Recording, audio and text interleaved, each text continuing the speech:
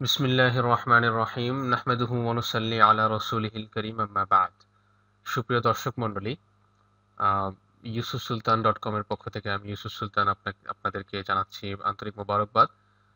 এই টিউটোরিয়ালের মাধ্যমে আমরা শিখব কিভাবে আল মাকতাবাতুশ শামিলার বিভিন্ন ফিচার ব্যবহার করে, বিভিন্ন সুবিধা ব্যবহার করে আমরা আমাদের গবেষণার কাজকে, ইসলামের দাওয়ার কাজকে আরো অগ্রসর করতে পারি ইত্যাদি বিষয় নিয়ে আমরা আজকে এই সফটওয়্যারটি নানা বিষয় নিয়ে আলোচনা করব। প্রথমে আসা যাক আল মাকতাবাতুশ শামিলা সফটওয়্যারটি খোলার পরে আমরা কিভাবে যেকোনো একটা কাঙ্ক্ষিত কিতাব আমরা বের করব সে বিষয়টি আমরা আলোচনা করি। আল মাকতাবাতুশ শামিলা খোলার পরে এই যে আমাদের একটা ইন্টারফেস আমরা দেখছি, এখানে যে কোনো জায়গায় মাউসের বাম পাশের বাটনটি দিয়ে একটি ক্লিক করলে কিতাবের এই লিস্টটা চলে আসে। এই লিস্টটা আমি এখানে কোথাও না ক্লিক করেও উপরে ডান পাশে যে আইকন আছে ইখতিয়ার ও কিতাবিন, এটার মাঝে যদি আমি ক্লিক করি তারপরেও আমার এই কিতাবের লিস্টটা চলে আসে। কিতাবের এই লিস্ট থেকে আমরা দেখতে পাচ্ছি এখানে বিভিন্ন ধরনের ক্যাটাগরি আছে, আল কোরআন আল করিম, আল হাদিস নববী শরীফ, আল ফিকহু ওয়া উসুলুহু ওয়াল আকীদা ইত্যাদি বিভিন্ন ক্যাটাগরি আছে।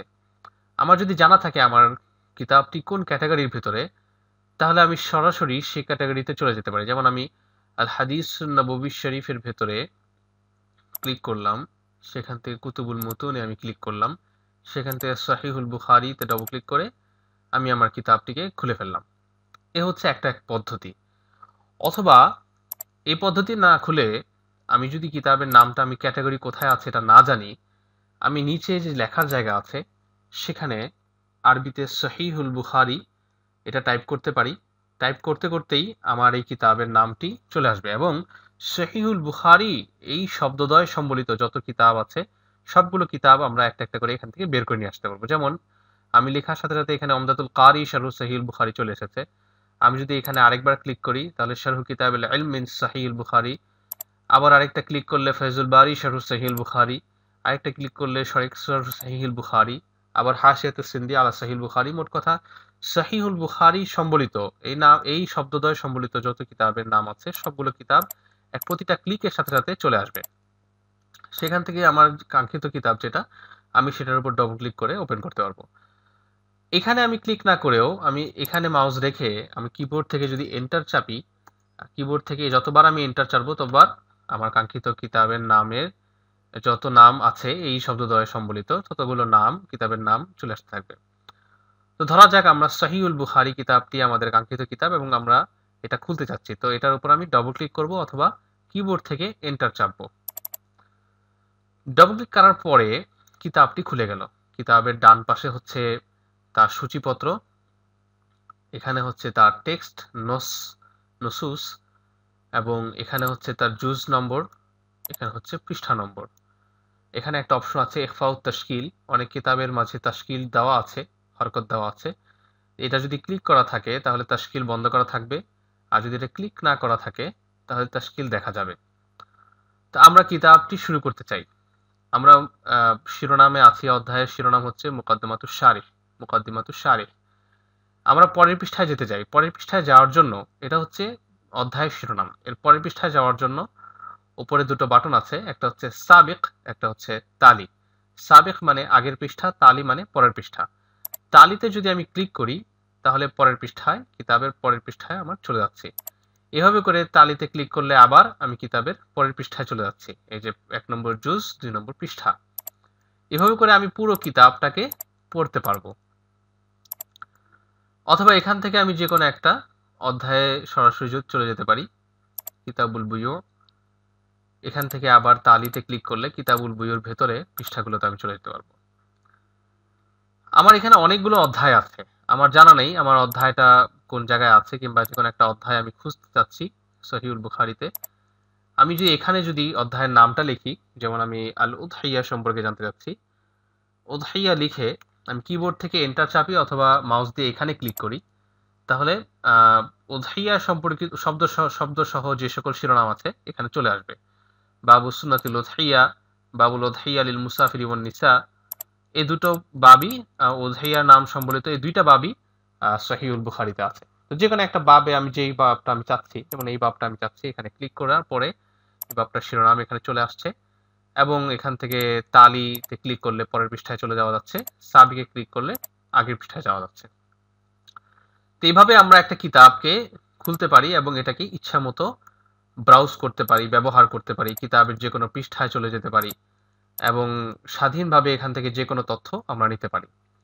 এখানে একটা বিষয় আপনাদেরকে দেখাতে চাচ্ছি, সেটা হচ্ছে আমার একটা তথ্য আল উদহিয়া লেখার পরে যে বাব আসলো, বাবু সুন্নাতুল উদহিয়া, এখান থেকে তালিতে যাওয়ার পরে যে লাইনগুলো আসলো, এই লাইনগুলো আমার রেফারেন্সের জন্য দরকার, কিংবা একটা হাদিস আমরা যাই হাদদাসানা মুহাম্মদ ইবনে বাশশার, এই হাদিসটা আমার রেফারেন্স হিসেবে নোট করতে হবে এবং আমার ওয়ার্ড ফাইলে বা অন্য কোথাও এটাকে সেভ করতে হবে।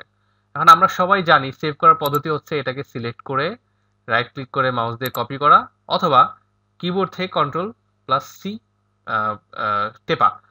তাহলে এরপরে আমি কোনো একটা ওয়ার্ড ফাইলে যদি যাই, মাইক্রোসফট ওয়ার্ড 2007, এখানে গিয়ে আমি যদি পেস্ট করি, তাহলে দেখা যাবে আমার সেই নসটা চলে আসছে। কিন্তু দেখুন, আমি এমন হতে পারে যে আমি একই হাদিস কিংবা আমার একটা গবেষণার জন্য প্রয়োজনীয় 100টা হাদিসের মধ্যে 100টা হাদিস এভাবে কপি করে শামিলা থেকে নিয়ে আসছি। এক পর্যায়ে দেখা যাবে এই যে কোন কিতাব থেকে আমি কোন নস নিয়ে এসেছি সেটা আমার কাছে অস্পষ্ট হয়ে যাবে এবং বারবার আমাকে আরো কষ্ট করতে হবে, নতুন করে আবার রেফারেন্সগুলো সংগ্রহ করতে হবে। এই জন্য আল মাকতাবাতুশ শামিলাতে একটা সুন্দর ফিচার আছে।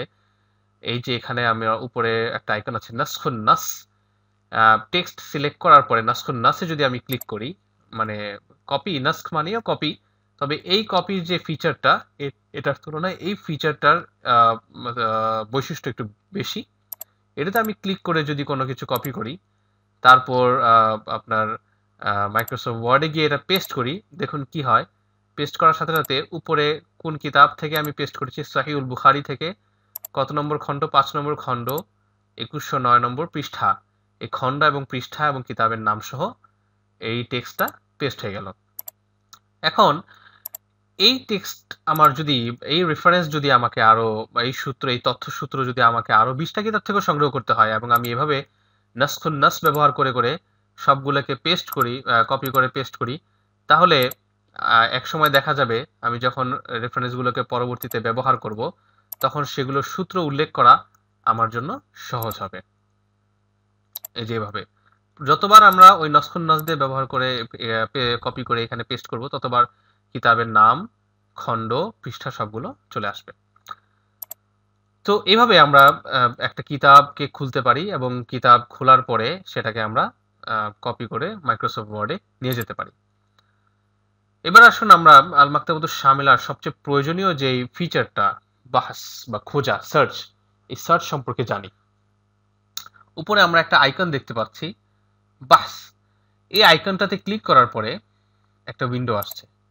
এখানে বেশ কিছু অপশন আছে, বাহস ফি নুসুস আল আনাবিন আত তালিকাত, নিচে আছে ওয়াও, আছে আও, এবং এখানে আবার কয়েকটি অপশন আছে। এখানে আছে তানফিজুল বাহস, আবার মাঝে বেশ কিছু ক্যাটাগরি আমরা দেখতে পাচ্ছি। নিচে আছে আল মাজমুআতু কুল্লুহা, ইলগাউল মাজমুআ, আবার এই পাশে আছে জামিউ কুতুবিল বারনামিজ, ইলগাউ জামিউল কুতুব। এই কয়েকটি অপশন আমরা বোঝার চেষ্টা করব এখানে কি কি বলা হচ্ছে। আচ্ছা, প্রথমে বাহস করা, যে কোনো জিনিস বাহস করার সময় প্রথমে আমাকে মাথায় রাখতে হবে আমি যে জিনিসটা খুঁজতে চাচ্ছি, বহস করতে চাচ্ছি, সাপোজ আমি একটা হাদিস খুঁজতে চাচ্ছি, এই হাদিসের কোনো শব্দ আমার মাথায় আসছে কিনা বা আমি জানি কিনা। যেমন আমি খুঁজতে চাচ্ছি ইন্নামাল আমালু বিন্নিয়াত, ইন্নামাল আমালু বিন্নিয়াত। তো এই হাদিসটার মাঝে ইন্নামা শব্দ আছে কিনা এটা আমি জানি না, বা আমার মনে নেই। আমার মনে আছে শুধু আল আমাল, অথবা আমার মনে আছে শুধু বিন্নিয়াত। ধরি আমি, আমার কাছে দুইটা শব্দ জানা আছে, আল আমাল এবং বিন্নিয়াত।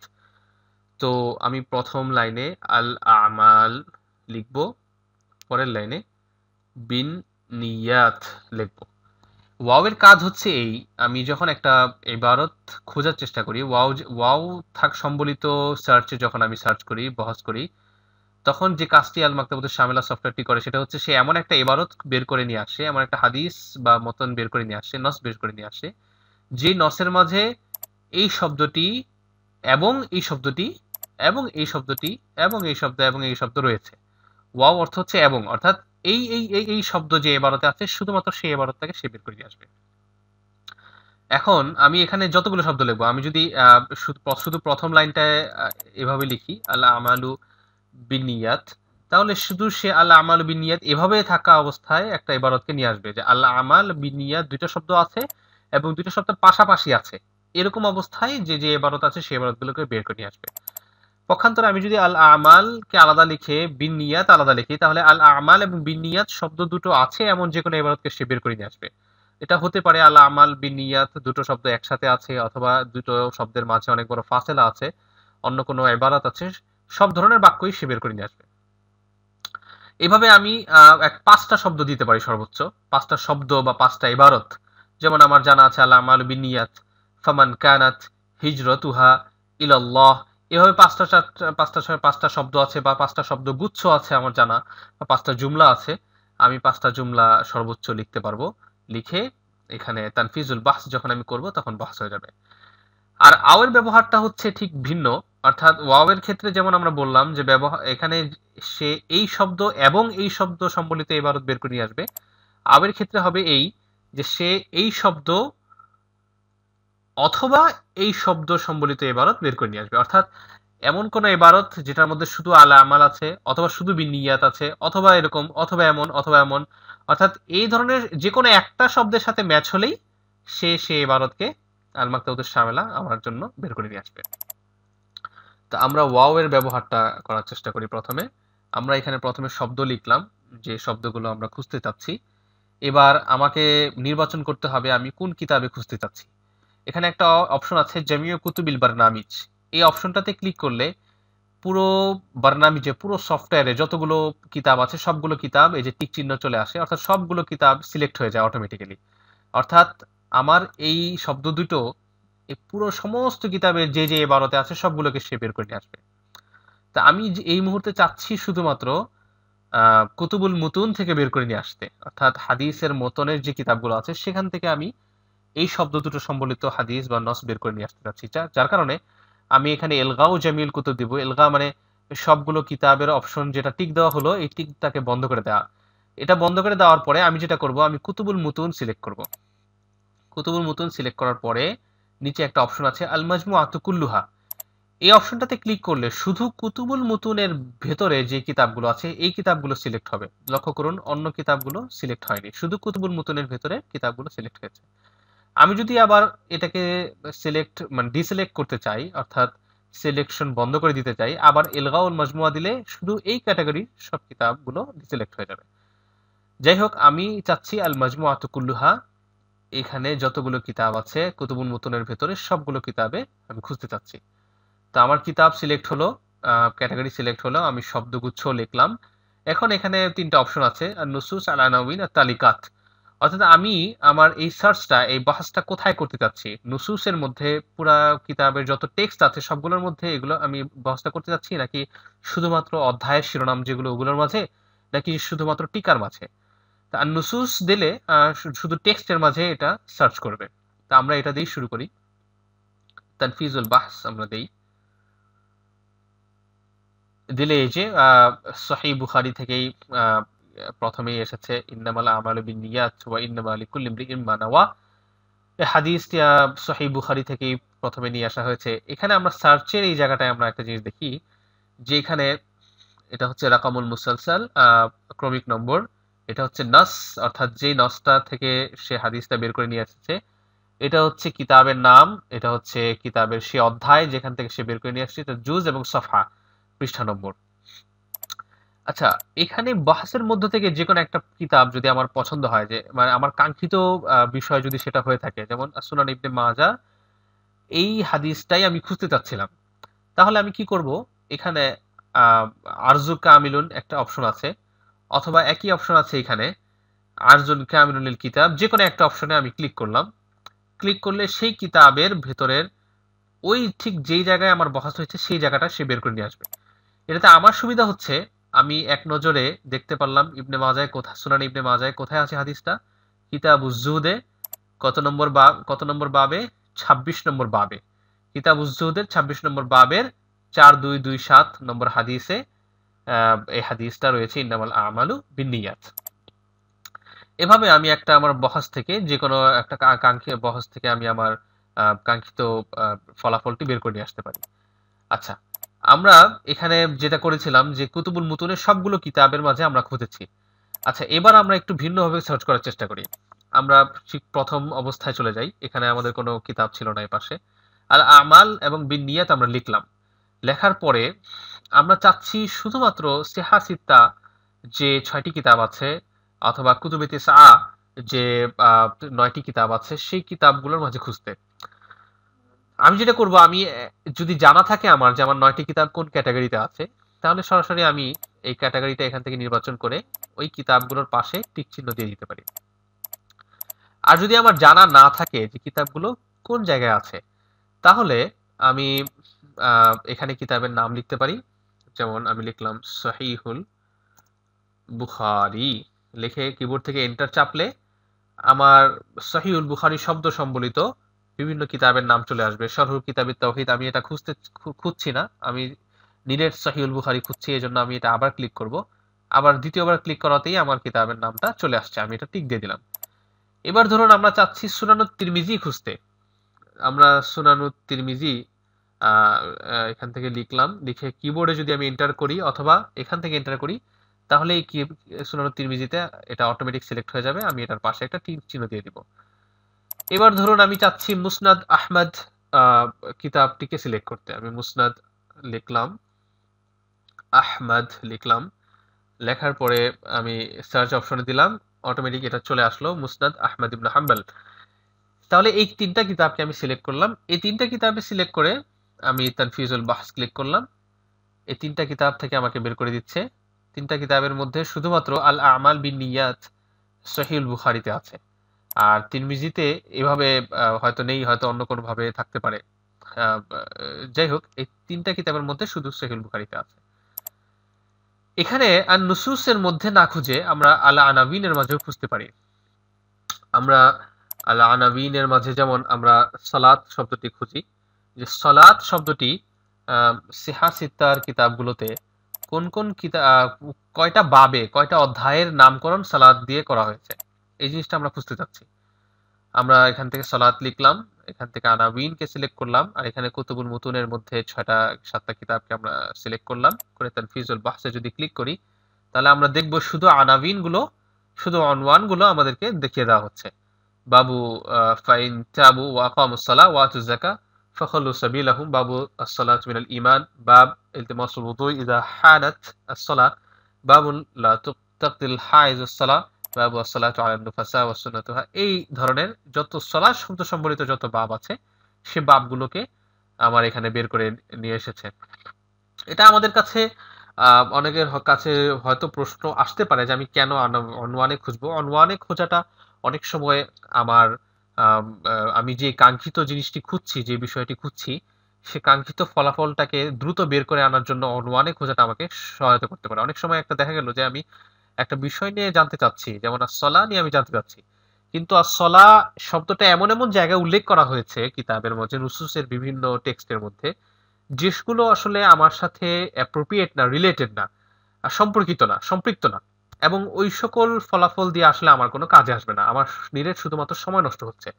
সে সময় আমি যদি আল আনাবিন সিলেক্ট করি এবং অনওয়ানগুলোকে আমি বের করে নিয়ে আসি যে কোন কোন অধ্যায়ের নামকরণ আসসালাহ দিয়ে করা হয়েছে, তাহলে আমার খোঁজাটা আরো কাঙ্ক্ষিত ফলাফলের দিকে আরো সন্নিবেশিত হবে এবং আমি দ্রুত আমার কাঙ্ক্ষিত ফলাফলটিকে পেয়ে যাব।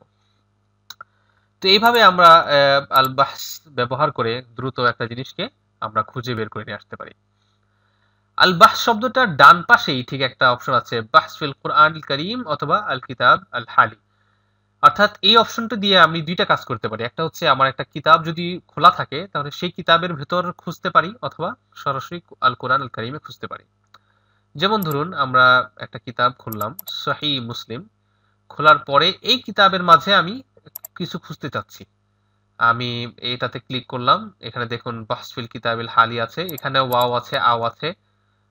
ঠিক ওরকম ভাবেই আমি এখানে আসসালাহ লিখলাম, লেখার পরে আমি যদি সার্চ দেই, শুধু এই কিতাবের মাঝে কোথায় কোথায় আসসালাহ আছে শুধু সে ওটাকেই বের করে দেবে। আবার কিতাব বন্ধ থাকা অবস্থায় যদি আমি এটাকে ব্যবহার করি, এখানে দেখুন বাহস ফিল কুরআনিল কারীম আছে। এখন এখানে আমি যদি কোনো শব্দ লিখি, লিখে যদি আমি সার্চ করি ওয়াও এর মাঝে বা আও এর মাঝে লিখে সার্চ করি, তাহলে সেটা আল কুরআন আল কারীম থেকে আমাকে বের করে দিবে।